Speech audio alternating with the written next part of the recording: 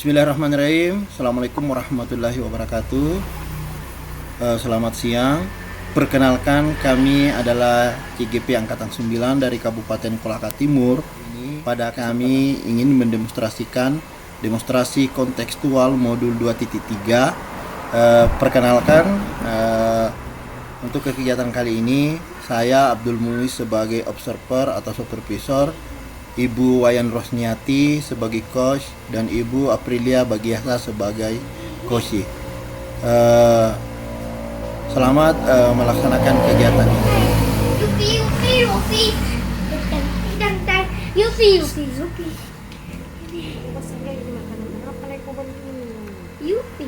Selamat siang Bu Wayang, bagaimana kabarnya hari ini? Selamat siang juga Pak. Alhamdulillah kabar saya baik-baik Pak. Apakah Bu Wayang sudah siap melaksanakan kegiatan kita pada kesempatan kali ini? Siap Pak. Sebelum kita melaksanakan kegiatan praktek coaching, ada beberapa yang ingin saya sampaikan. Apakah boleh Bu? Iya Pak, boleh.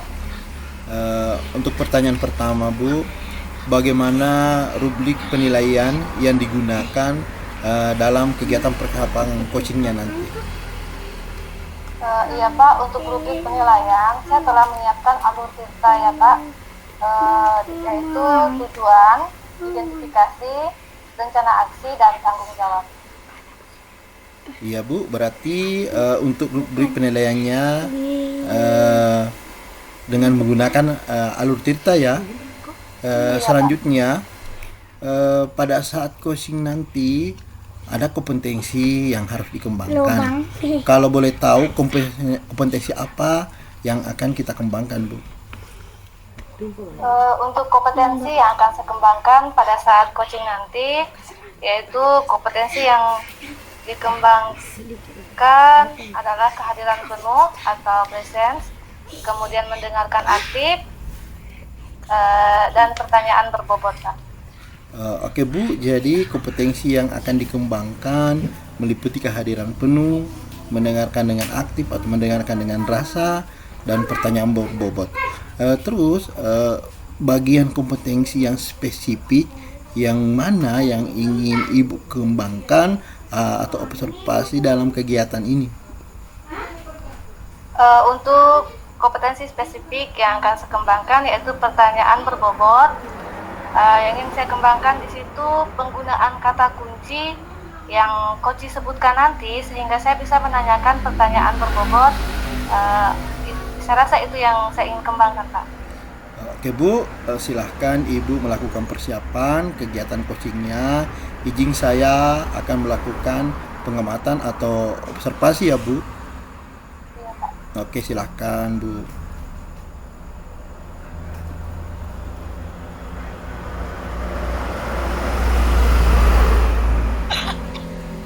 Selamat siang Ibu Ros. Iya, selamat siang juga Ibu April. Bagaimana kabarnya hari ini Bu? Ya, kabar saya baik Bu hari ini, tapi ini ada sedikit ganjalan di hati Bu. Oh, jadi ada yang akan kita obrolkan begitu ya Bu? Iya Bu. Makanya kemarin saya menghubungi Ibu ya agar kita bisa janjian ketemuan hari ini Bu. Kalau ada waktunya mohon sedikit Bu kita bercerita. Iya Bu. Terus Bu, agendanya apa ini yang mau kita obrolkan pada kesempatan hari ini? Jadi begini Bu, pas di sekolah saya itu telah melaksanakan penilaian akhir semester dan ekspektasi nilai-nilai dari murid-murid saya itu Bu di luar harapan saya. Padahal biasanya pada penilaian tengah semester itu nilainya bagus-bagus Bu. Sehingga pada pas ini saya pede sedikit Bu kalau nilainya nanti akan bagus. Tapi kok setelah saya periksa nilainya itu di bawah KKM Bu. Itu jadi bahan pemikiran saya sampai hari ini. Oh, jadi begitu ya Bu. Jadi nilai pasnya tidak sesuai dengan yang Ibu harapkan. Kemudian Ibu melihat pada kesehariannya, nilai penilaian hariannya bagus semua ya Bu? Ya Bu, saya merasa sedikit kecewa Bu. Berharap lebih dari yang seperti itu, tapi ya seperti itu kejadiannya Bu. Oke. Jadi tujuan yang ingin kita capai pada obrolan kali ini apa ya, Bu? Saya berharap Bu, nanti ke depannya ketika murid-murid saya melakukan eh, tugas untuk penilaian harian, PTS maupun PAS, itu nilainya bisa stabil Bu. Bagaimana caranya? Nilainya tetap di atas KKM mungkin ya. Kalau ada yang di bawah KKM itu hanya beberapa murid Bu. Tapi ini yang kemarin banyak sekali Bu yang di bawah KKM. Dan mudah-mudahan dari obrolan kita ini Ibu bisa membantu saya menemukan solusi dari permasalahan saya. Oh iya, jadi begini ya Bu. Jadi Ibu pengennya nilainya anak-anak itu tetap stabil. Nah, jadi kira-kira Bu, apa yang mempengaruhi nilainya anak itu tidak stabil ya Bu? Iya Bu, begini, pas saya lihat nilainya itu saya merasa kecewa sedikit Bu. Banyak juga murid-murid yang datang Bu bertanya tentang bagaimana nilai pasnya. Tapi saya terus terang Bu, saya tidak berikan langsung dulu sekarang, ya, atau saya tidak kasih tahu nilainya berapa Bu. Saya hanya mau bertanya kepada mereka, kira-kira kenapa ya banyak nilainya yang kurang atau di bawah KKM, maupun nilainya itu Bu memang di atas KKM tapi dia turun Bu. Ada yang dapat 90 jadi 80, ada yang turun jadi 84.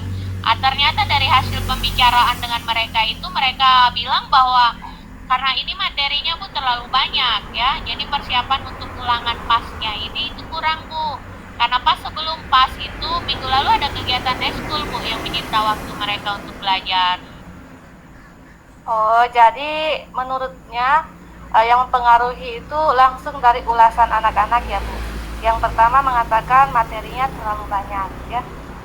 Iya Bu, saya pikir juga begitu Bu. Maksudnya karena materinya banyak, saya berikan kisi-kisi Bu untuk dipas sehingga mereka belajarnya terarah nanti untuk ujian.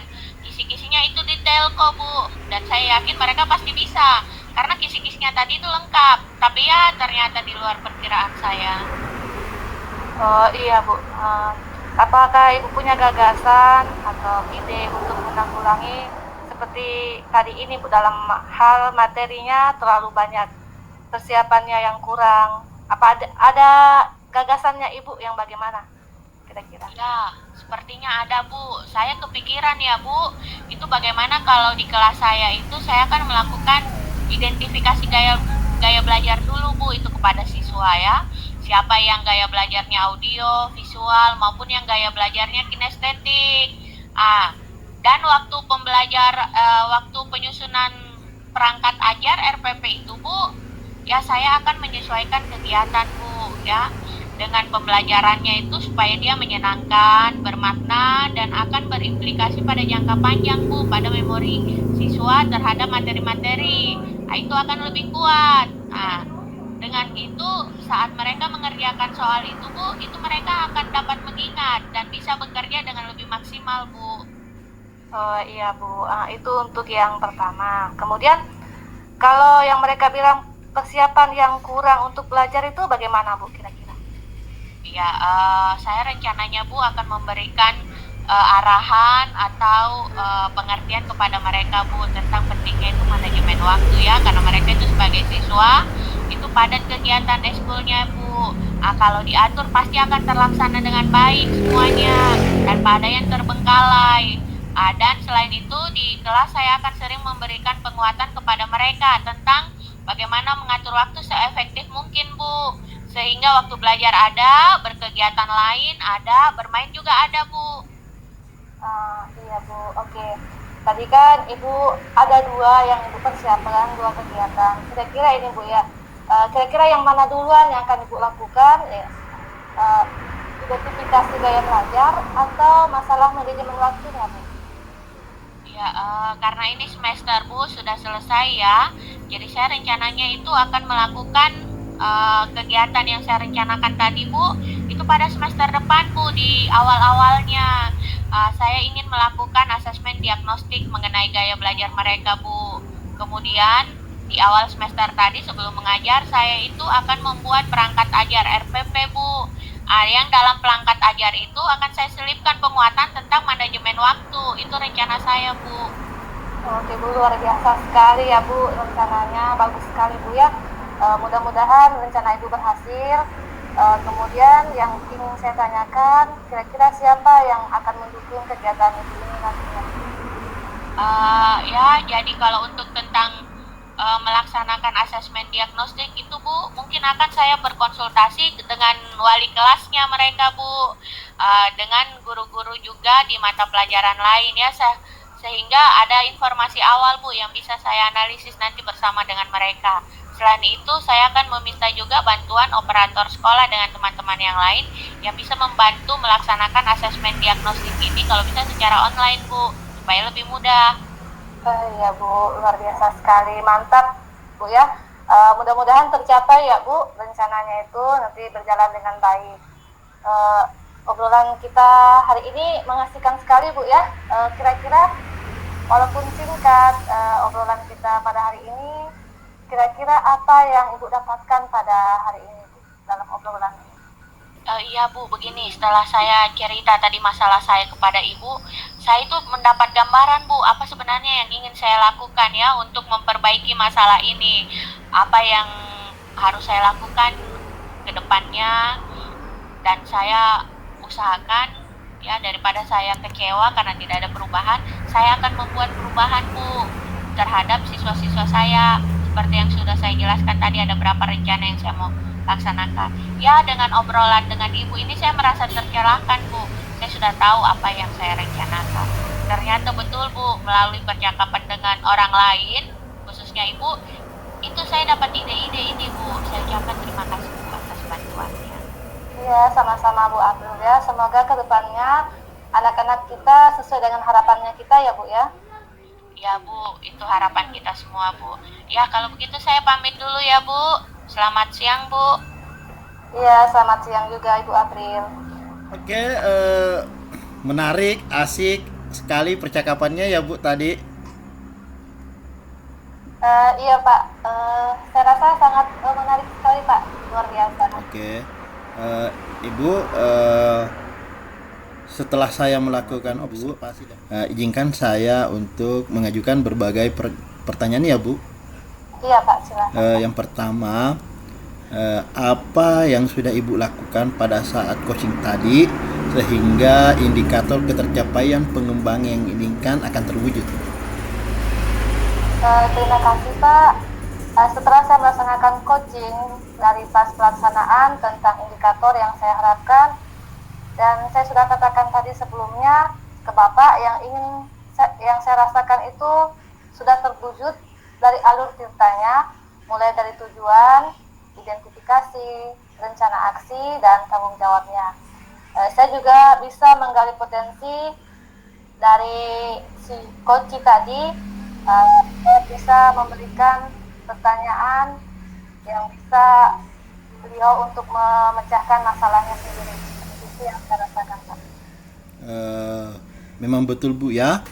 Tadi terlihat oleh saya pada saat pengamatan bahwa Ibu sudah dengan kehadiran penuh atau present, mendengarkan aktif atau mendengarkan dengan rasa, menggali dengan mengajukan pertanyaan-pertanyaan berbobot, sehingga Ibu tadi tidak kesulitan mencari kata-kata kunci, dan hasilnya tadi Kosi sendiri bisa tergali ide-idenya sendiri yang mungkin tidak terpikirkan menjadi terpikirkan dengan kata-kata atau kalimat coach yang Ibu sampaikan.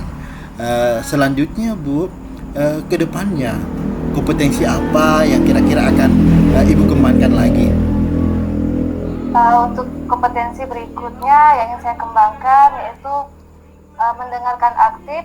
Dengan ketika saya menjadi coach, saya mau melatih gestur saya ya Pak ya.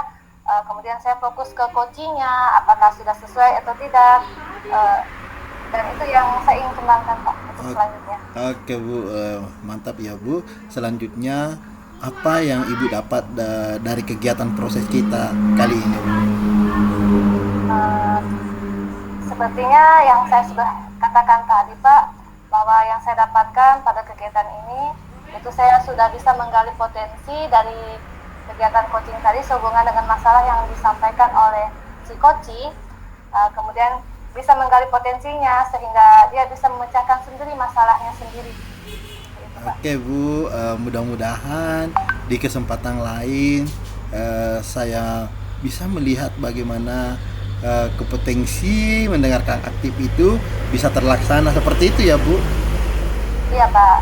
Oke, demikian Bu kegiatan hari ini. Terima kasih atas kesempatannya. Selamat siang Bu. Selamat siang juga Pak.